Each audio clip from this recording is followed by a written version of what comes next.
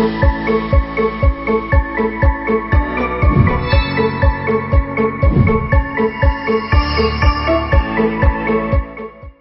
hello guys! Welcome back sa aking channel. Please don't forget to subscribe and click the notification bell for more beauty videos. So for today's video, i-share ko sa inyo kung ano ba talaga yung mga dapat na meron kayo sa makeup kit nyo. So this is for beginners. So sa mga marunong na mag-makeup at talagang magaling na is wala kayong matututunan dito. Ituturo ko sa inyo kung ano ba talaga yung mga essentials mo pag mag-makeup ka. So, syempre, dapat meron kang makeup kit. Kahit gano'ng kalaki yan, okay lang naman. Pero ako, preferably, ganito kalaki. So, yan yung kamay ko. Ganito lang. Or, gusto mo smaller, okay lang din yun. Depende sa sa'yo. So, guys, ito nabibili lang sa Shopee to. Parang maliit na maleta, ganon. So, first sa listahan natin is meron kayong dapat na laging sunscreen. So, dapat meron kayong laging sunscreen sa makeup kit. Bakit? Kasi, usually, lagi nyo nakakalimutan to, I swear. And, ito is very important na meron kayong skincare before applying makeup. Maganda talaga kung nag-toner kayo, moisturize, tapos sunscreen, ganon. Before kayo maglagay na kung ano-ano sa mukha nyo. Para may protection din. Lalo na sa sun. So, after nitong sunscreen, so, doon naman tayo sa primer. So, ito, ang mga primers kasi, it makes your makeup last long. It makes it kasi pag nahuhulas, parang yung blush on mo, andito na lahat, ganyan. Pero kung meron kayong ginagamit ng mga primer is, it will stay in place. Yun, o, diba? It will stay in place, ganon. Guys, I'm so smart. So, ang tawag po dito is yung Low Shine Mattifier. Ito kasi yung isa sa pinakamura sa Watsons. And, ito naman lagi yung ginagamit ko. So, meron din yung sa Maybelline na Baby Skin. Ano rin yun? Parang namamattify niya rin yung mukha mo. And, maganda yun before makeup. So, pwede rin yun. Mura din yun. Pero, isa na to sa mga accessible. At, I forgot kung magkano to. Pero, mga nasa 100 plus lang. Ang tatak nito is Quick Fix. Ayan.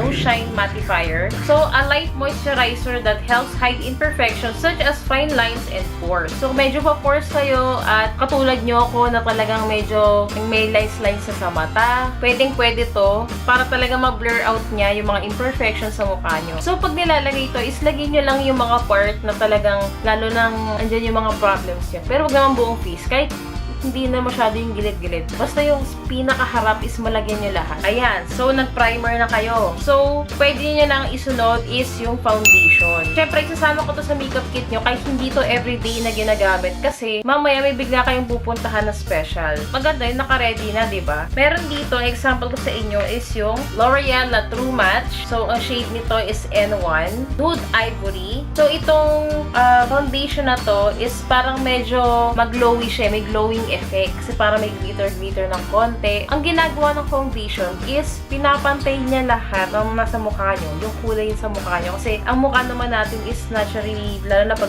kayo yung normal na tao na mamamayan at hindi celebrity, is talagang minsan may discoloration yung ibang part ng mukha nyo due to sun damage.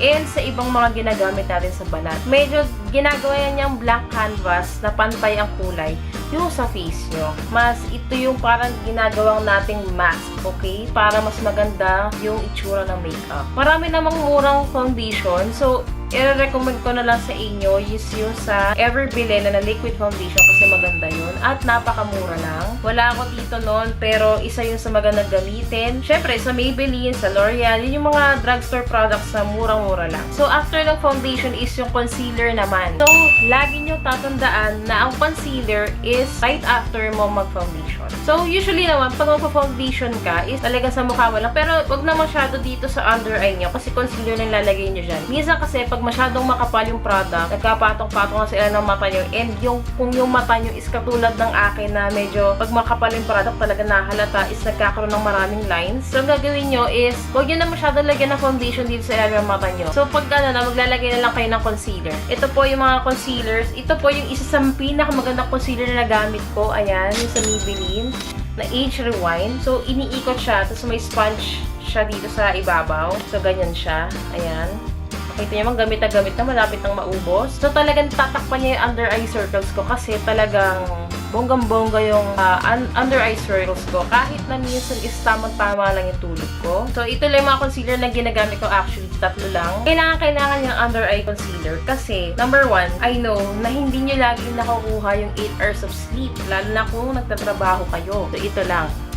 area na yan. Dapat ang concealer. Ang concealer kasi pwede sa under eye, pwede po sa mga blemishes, sa discoloration minsan sa lips, kasi minsan kahit ang foundation, hindi yan na ipapantay, okay? So, lalagyan niya ng concealer dito. And kung mag-eyeshadow kayo ng bonggang-bongga, maganda kung maglalagay kayo ng concealer dito sa eyeshadow part. Kung wala kayong eyeshadow primer, pwede nyo na rin po itong gamitin. So, namumultitask naman itong product na to. And yun nga, kaya may pimple ako, or meron ako yung pimple dito, ganyan ang itim, ito na lang yung nilalagay ko. So, pwede nyo naman tong kamayin, guys. Pero kung gusto nyo gumamit ng mga makeup tools, pwede nyo gumamit ng sponge, like beauty blender, or any na talagang sponge na parang beauty blender, pero hindi masyadong matigas. Pwede kayong gumamit ng mga sponge na makikita nyo sa Watsons, like yung Michelle D Basics. Yan, maganda yun. Pwede rin naman yung mga nabibili nyo dun sa Watsons na Mine, yung tatak, yung pink. Meron din ako sa Shopee na binili recently, kasi balita ko maganda yun. This is sa O2O na sponge. Yan. Kasi hindi masyadong mihigop ng product nun. Ayan. After nyan na meron na kayong concealer sa makeup kit. Ayan, lagay na natin. Ganon. Before I forget, powder. Of course, di ba, powder, hindi pwedeng mawala yon. So, yung pagdating sa mga powders is pwede naman to. Basta meron kayo sa makeup kit nyo. And kung medyo oily kayo, is maganda yung matte. Okay? Maganda yung matte. Actually, yung mga powder na ganito is pwedeng-pwede. So, yan. Pwede nyo na ilagay sa makeup kit nyo agad. Maraming magandang powders sa mga local brands like LA Girl, Everbilena, Careline. Ang dami-daming magagandang local products. So, dun kayo bumili. So, magsisimula muna tayo dito taas. So, ang gagawin natin is yung pangkilay. So, syempre, kilay is life. Kailangan mo yan, di ba? So, usually, pag bibili kayo ng pangkilay na pang makeup kit, make sure na yung eyebrow pencil nyo is merong spoolie sa nakasama sa dulo, or dito sa, ayan, may paddle brush to, sa Everbilena, ganyan. Or yung ganito, yan nga, yung spoolie. Para meron kayong taga-ayos ng kilay nyo. Hindi nyo na kailangan na maghanap pa ng kahit na spoolie. Ito naman yung solo na spoolie lang to. Which is ginagamit ko kasi ito sa brow soap. So yun, meron kayong spoolie na kasama. Pero kung gumagamit kayo ng eyebrow powder na talagang pinapangkilay nyo, is pwede rin yun. Kasi ano na yung may kasama na rin yung pang-apply. So anything small and yung talagang multitask na is yun yung maganda sa makeup kit. So ayan, ganyan siya. Maganda yung ganito kasi dalawa na yung nagagawa niya. So, pagkalagay natin dyan, ang susunod naman po doon is yun siya eyeshadow. So, actually, itong papakita ko sa'yo, hindi siya affordable na eyeshadow kasi galing pa doon Japan. Ito yung Lunasol na favorite ko talaga. Tapos, ito po yung eyeshadow colors niya. So, makikita nyo, sobrang favorite ko, diba? Kasi talagang, ayan, gamit na gamit. So, kung makikita nyo, yung mga color niya is very neutral lang. So, para sa akin kasi, maganda kung gagamit kayo ng mga neutral colors pagdating sa eyeshadow kasi minsan pag may mga event, ito yung talagang appropriate halos sa lahat ng event na pwede mong puntahan. Yung mga neutral colors lang, ganyan. Pangit kasi kung kunyari nagdadala kayo ng mga palette na alam niyo, kunyari ganito. Sobrang makulay niya na hindi siya pwede sa kunyari gusto mo sobrang formal kang pupuntahan. Hindi siya bagay. So, maganda is ito. For example, yan. Minsan ginagamit ko itong pang contour sa ilong ko and dito sa buto ko dito. And itong mga eyeshadows na to is pag nilagay mo, may shimmer na to, kaya nga naubos ko na halos kasi may shimmer siya. Tapos itong brown colors na to, na ito yung mas medyo light and mas light pa, is pwede naman din sa eyelids. Talagang very simple lang siyang tignan, guys. Hindi siya yung talagang sobrang striking. At itong brown na to is hindi naman siya sobrang dark. Rin siyang glitters. So, kahit, kunyari, pag nighttime, pwede ko na siyang ilagay din agad dyan. Nasa makeup kit na. So, may mirror na rin siya. So, yung mirror na to, ito na yung ginagamit ko pag talagang natapos ko na yung buong makeup routine ko. So, ayan, kasama na rin natin yan dito sa ating mahiwagang makeup kit. So, ngayon, sunod dyan is yung mascara, of course. Ang papakita ko na lang sa inyo is yung layong ginagamit is yung Hyper Curl. Ang mura lang nito, guys. Sobrang mura nito. Talagang maganda na rin yung effect niya. Mga model sa ibang bansa is ginagamit to. Kaya talagang maganda to. Actually, ito, para sa akin, very important siyang dalhin. Pero minsan kasi hindi siya kasya sa makeup kit. Kaya ilagay niya lang din sa bag niyo sa isang compartment doon. Kasi mas magandang mag-mascara pag naka-curl ang lash. Okay? So, don't forget about that. So, ayun, powder, kilay, mascara, tapos na. Yung eyeshadow, tapos na. So, sunod doon is yung blush. So, pagdating naman sa blush, actually, ito lagi ang ginagamit ko. Yung pink sugar. Ito yung talagang pink lang yung shade niya. Ito lang. So, ganyan. Or, meron din akong isang option. Medyo dark na, na blush. Kasi nga, morena skin ako. So, lalo na ngayon, hindi ganun kapantay yung kulay ko. Hindi ako masyadong magputi ngayon. So, gumagamit ako na medyo dark. So, ayan.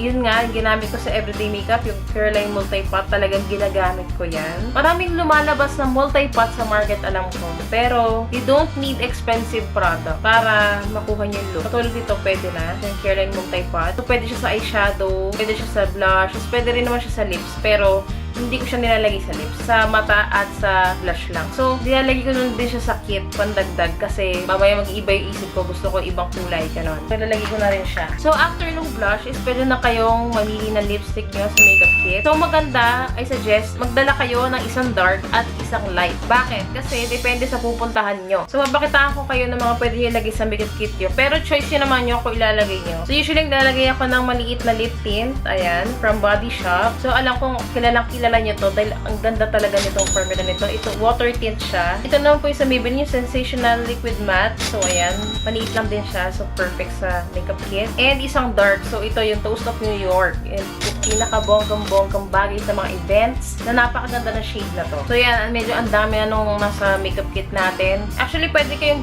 magdala rin ng bronzer. Pero, dahil nga doon sa eyeshadow natin is may brown na, is yun na lang din yung ginagamit ko. Pero, kung gusto nyo ng okay na bronzer, is yung sa BYS na bronzing powder.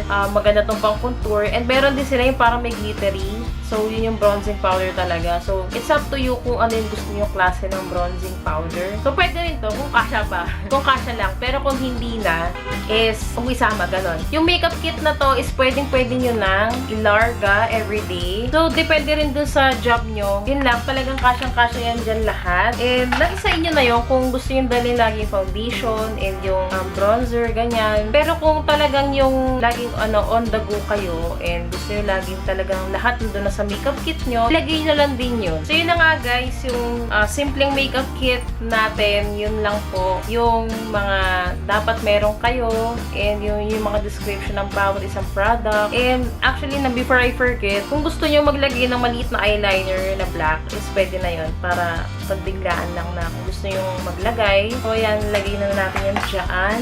Tapos, ayan, ganyan lang yung makeup kit. Hindi nyo kailangan ng maraming products. Alam kong maraming binibentang mga products ngayon sa market. Pero, hindi nyo kailangan lahat yun everyday, I swear. Ito, ganito lang. Tapos, ilipat-lipat nyo na lang pag nagpapalit kayo ng bag, ganon. So, don't forget na mas maganda din gumamit ng mga multitasking na makeups para mas kumonti yung laman ng makeup kit nyo, like yung mga multi-pot and yung mga lipstick na pwedeng gawing blush, ganyan. And yun nga, yung eyeshadow ko minsan ginagawa ko ng pang contour para din hindi sobrang jam-pack ng makeup kit. Ang pangit din pag yung sobrang dami, hindi mo rin mahanap yung kailangan mo, diba? So yun lang po yung makeup kit for beginners and yung bawat description ng product. So kung nagustuhan nyo yung video na to, please give me a thumbs up, please subscribe and click the notification bell for more beauty videos. And again, thank you for watching and see you sa next video. Bye!